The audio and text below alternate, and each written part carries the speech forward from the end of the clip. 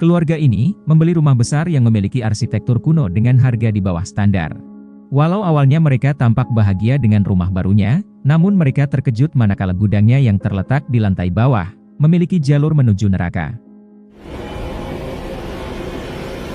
Cerita diawali ketika keluarga tersebut baru pindah ke rumah yang terletak di sebuah tempat terpencil, di mana Keira dan Brian yang merupakan suami istri, tampak bahagia bisa memiliki rumah tersebut yang sudah dilengkapi furnitur bekas penghuni sebelumnya.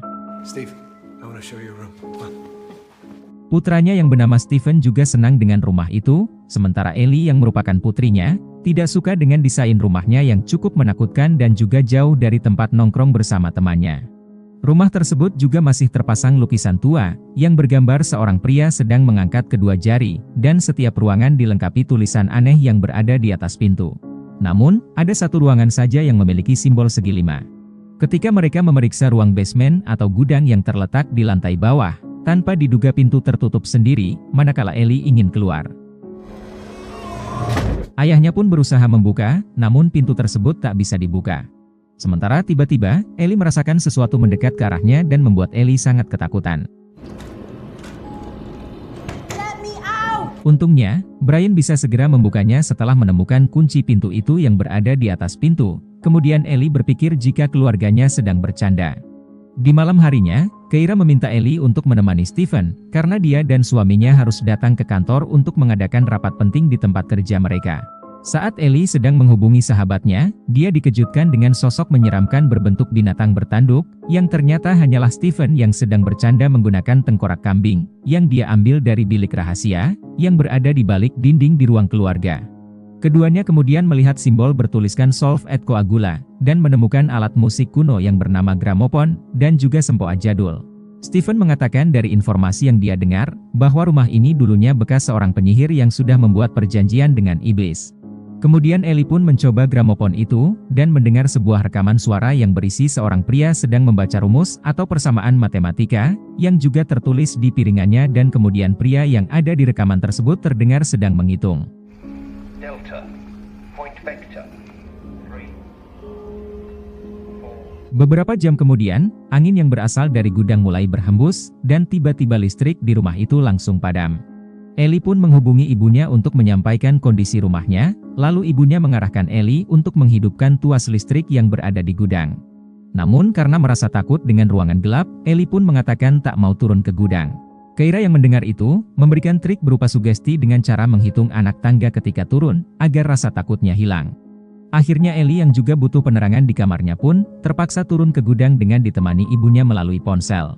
Namun anak tangga yang sebenarnya berjumlah 8, menjadi lebih dari itu di mana Ellie terdengar masih menghitung sampai ke anak tangga ke-30, dengan nada datar seperti orang kerasukan. 14, 21, 22. Ketika sampai rumah, keduanya tak menemukan putrinya dimanapun, dan akhirnya mereka menghubungi polisi. Pencarian Ellie lalu dilakukan di radius sekitar rumah, namun kemudian petugas tidak berhasil menemukannya. Polisi pun meminta Brian dan keluarganya untuk menunggu kabar selanjutnya, dan Brian menyampaikan ke polisi bahwa kemungkinan Ellie sedang kabur ke rumah sahabatnya, seperti yang Ellie lakukan dulu ketika sedang kesal dengan keluarga.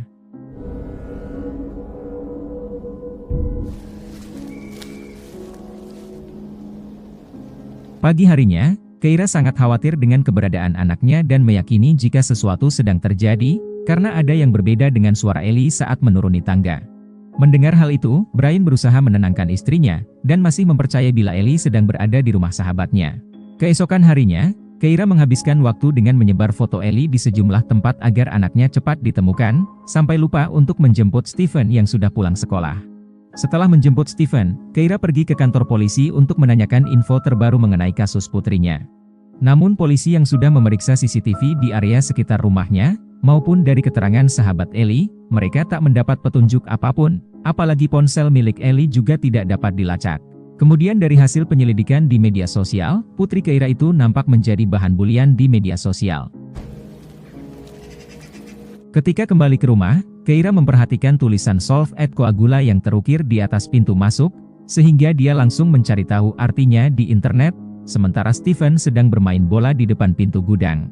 Dari hasil pencariannya mengungkapkan bahwa tulisan yang ada di atas pintu masuk berhubungan dengan ilmu kimia yang memiliki arti larut dan menggumpal, sehingga membuat Keira juga bingung.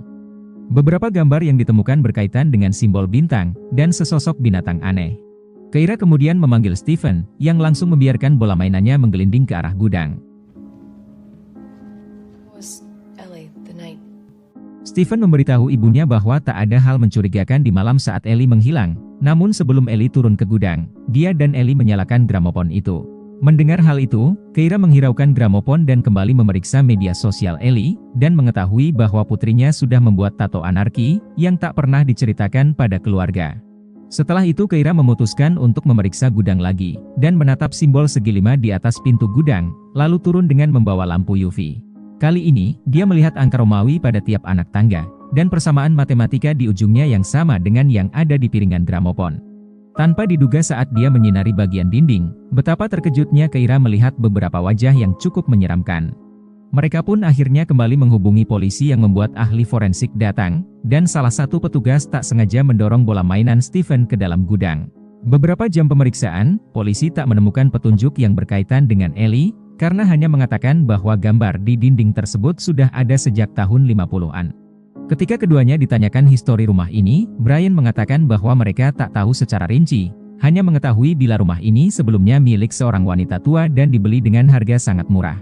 Malam harinya ketika semua beristirahat, Stephen membangunkan ibunya dan mengatakan bahwa tempat tidurnya basah karena mengompol. Setelah mengganti sprei, Keira ke kamar mandi untuk mendengar suara putrinya dengan cara memiskol ponselnya demi melepas kerinduan. Tanpa diduga, Keira mendengar suara Ellie yang berasal dari pipa wastafel dan masih terdengar saat dia keluar kamar mandi. Keira kemudian mengikuti arah suara tersebut yang mengarahkannya ke gudang. Saat dia ingin melangkah, Keira tak sengaja menendang bola Stephen yang kemudian jatuh dan suara pantulannya terdengar sangat dalam, padahal jumlah anak tangganya hanya 8.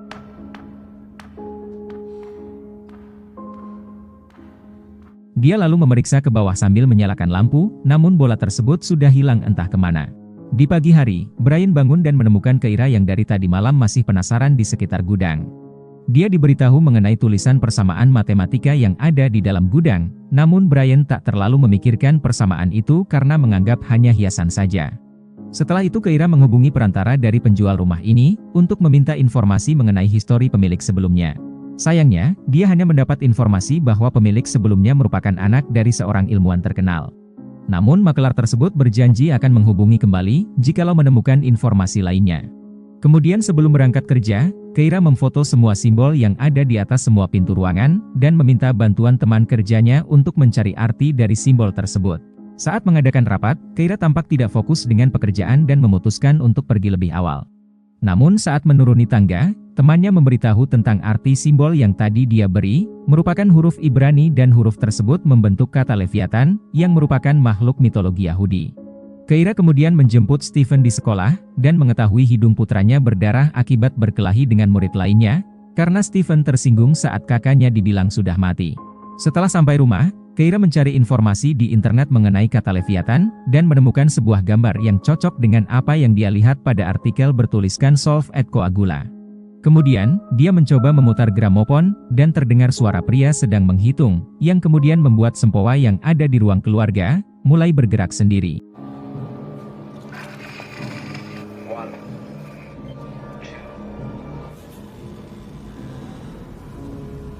Tanpa disadari Stephen mulai menghitung, sambil berjalan menuju bilik rahasia yang terbuka dengan sendirinya. Untungnya, Keira mendengar suara Stephen dan langsung mematikan alat itu untuk menghampiri anaknya. Ketika ditanya apa yang Stephen lakukan, dia mengatakan bahwa tidak mengingat apa yang sedang terjadi. Kemudian Keira pergi untuk melihat lukisan pria dengan pose 2 jari, dan menemukan nama pria tersebut adalah John Peterson, yang dilengkapi huruf Ibrani. Keira pun mencari namanya di internet dan mengetahui bahwa semua keluarganya hilang di dalam rumah ini, kecuali putrinya yang berhasil keluar. Pada saat itu, angin mulai berhembus dari pintu gudang, dan kemudian listrik langsung padam. Tanpa diduga terdengar suara Stephen yang berteriak minta tolong, dari balik pintu gudang dan membuat Keira berusaha membuka pintu yang kuncinya entah berada di mana. Saat dia mengintip dari lubang kunci, tanpa diduga sebuah mata yang sangat besar menatapnya dan membuat Keira menjauh. Ternyata, yang ada di dalam gudang bukanlah Stephen, melainkan makhluk astral dan kemudian pintu gudang terbuka dengan sendirinya diiringi listrik yang sudah menyala. Dia kemudian menemukan kunci yang ternyata ada di lantai, lalu menaruhnya kembali di atas. Stephen diminta menunggu di situ, sementara ibunya masuk sendirian untuk memeriksa makhluk yang tadi, menggunakan penerangan ponselnya. Tanpa diduga, pintu gudang menutup sendiri dan Stephen diminta untuk segera membukanya. Namun karena kuncinya tak bisa dijangkau, Stephen mengambil kursi yang ada di ruangan sebelah. Saat Keira menyinari bagian bawah, dia tak sengaja menjatuhkan ponselnya dan kemudian suara makhluk yang sangat menyeramkan terdengar mendekat ke arahnya. Untungnya, Brian datang di saat yang pas dan langsung membuka pintu tersebut. Kemudian Keira memberitahu pada suaminya tentang kehadiran sesosok makhluk menyeramkan ketika terjebak di gudang dan mengatakan bahwa ponselnya juga masih di sana.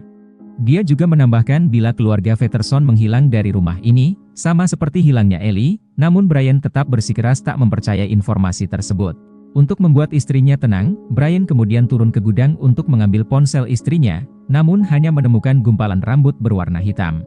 Keesokan harinya, Keira pergi ke Universitas Matematika, tempat Peterson mengajar. Dia bertemu dengan mantan mahasiswa Peterson, yang kini sudah bergelar doktor, bernama Remy. Keira kemudian memberi tulisan persamaan yang ada di dalam gudang, dan saat persamaan itu dibaca oleh Dr. Remy, tanpa diduga lampu berkedip sebentar.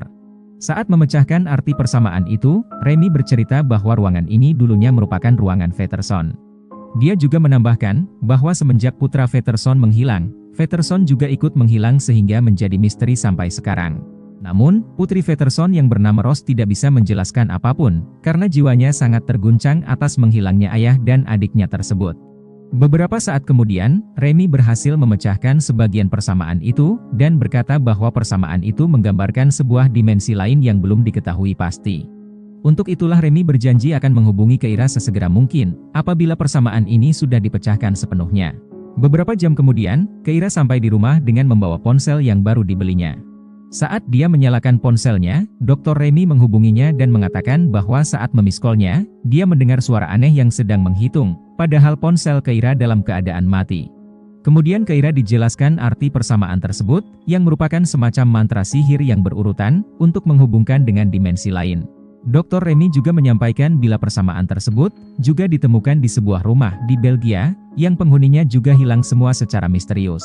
Suaminya kemudian masuk, sementara tampak Stephen berada di ruang keluarga sendirian dan tanpa diduga, sempoa tersebut kembali bergerak sendiri.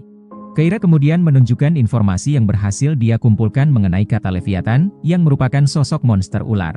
Namun, Brian kembali tak menggubris informasi yang diberikan, bahkan saking kesalnya, dia berusaha menghancurkan tulisan aneh tersebut. Tanpa diduga, tulisan tersebut tak bisa hancur dan malah terdengar benturan besi, dan kemudian gramofon yang ada di ruang keluarga langsung menyala sendiri.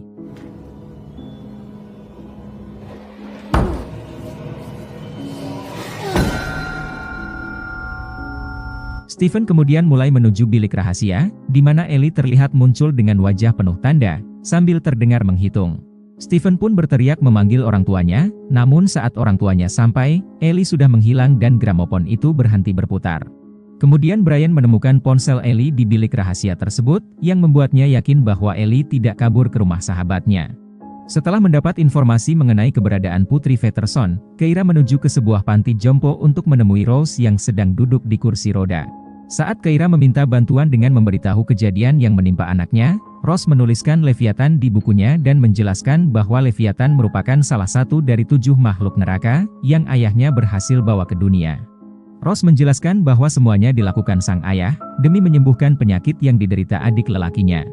Yang mengejutkan, Rose mengatakan bahwa media penghubung dengan dimensi lain tersebut bukanlah hanya di gudang, melainkan semua ruangan di rumah itu. Dalam perjalanan pulang, Keira mencoba menghubungi Dr. Remy. Namun, hanya terdengar seseorang yang sedang menghitung dengan nada yang sangat aneh. Sementara itu, Brian mencari informasi sendiri, dengan menyatukan segitiga yang ada di tiap pintu, ke dalam segi 5 yang kemudian membentuk sebuah bintang. Ternyata, bintang ini mewakili sesosok iblis bernama Baphomet yang merupakan penjaga gerbang neraka. Gambar jarinya pun menunjukkan pose yang sama dengan Peterson, yang ada pada lukisannya. Serta pada gambar Baphomet juga ada tulisan Solve et Coagula. Ketika Keira sampai rumah, dia menyadari bahwa perkataan Rose adalah benar, bahwa bukan cuma gudang yang menjadi penghubung dengan dimensi lain, melainkan satu rumah ini. Keira kemudian menyalakan gramofon yang dia duga bisa membuka gerbang dengan dimensi itu. Tanpa diduga, drone milik Stephen bergerak sendiri, sehingga dia mengikutinya sampai ke dalam gudang, sambil mulai menghitung setiap langkahnya. Ternyata Baphomet sudah menunggunya di dalam, dan Stephen berteriak sambil diiringi padamnya listrik.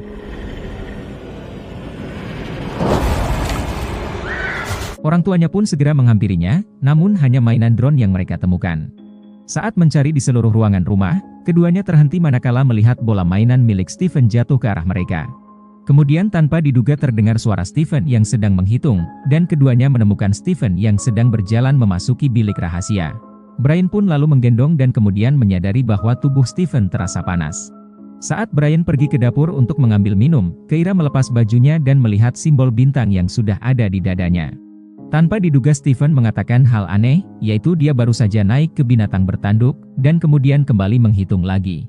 Keira lalu memanggil Brian yang tak kunjung datang mengambil minum, namun suaminya itu hanya berdiam diri di ruang tengah, sambil menghitung mundur sampai ke angka 0, dan kemudian mengatakan bahwa makhluk itu sudah ada di sini.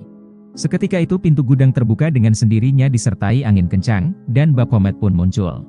Keira pun langsung bersembunyi di ruangan sebelah, namun makhluk tersebut berhasil menemukannya, sehingga dia kabur ke dalam gudang. Tanpa diduga anak tangganya menjadi lebih banyak, ditambah adanya pintu di ujungnya dan dia langsung bersembunyi di bawah sana.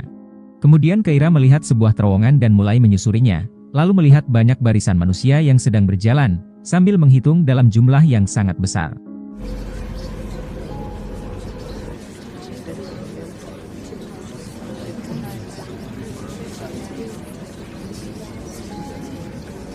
Untungnya, Keira berhasil menemukan Ellie berkat tato di kakinya, dan langsung menjemputnya pulang. Keduanya pun segera kembali ke atas dan tak sengaja menjatuhkan senternya di dalam gudang, saat menutup pintu. Ketika berhasil keluar gudang, listrik kembali menyala dan dia langsung menutup pintu gudang agar iblis tersebut tidak bisa keluar. Saat semuanya sudah berkumpul, Keira meminta semuanya untuk pergi dari rumah laknat ini. Namun ketika dia mendekat ke pintu keluar, dia melihat senter yang tadi terjatuh di dalam gudang, sementara ketiga keluarganya mulai menghitung. Kemudian Keira sangat ketakutan manakala pintu rumahnya dibuka, hanya memperlihatkan tangga yang sama dengan di gudang. Tanpa diduga, Keira ikut menghitung seperti yang lainnya, dan terakhir kita diperlihatkan rumah tersebut sudah ada di alam lain. Terima kasih sudah menonton, pilih subscribe untuk video menarik lainnya dan sampai jumpa di alur cerita film berikutnya.